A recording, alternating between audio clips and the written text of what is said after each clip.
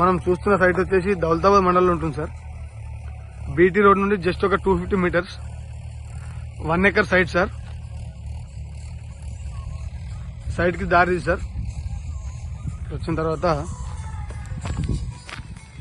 ఇక్కడ నుండి మళ్ళీ 15 ఫీట్ల దారి సార్.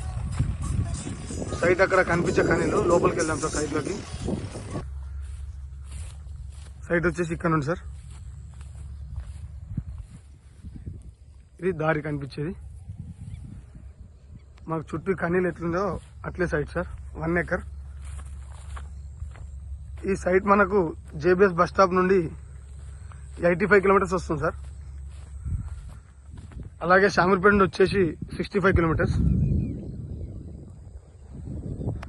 గజ్వేల్ కి 27 కిలోమీటర్స్ దూరంలో ఉంటుంది సార్. 1 ఎకర్.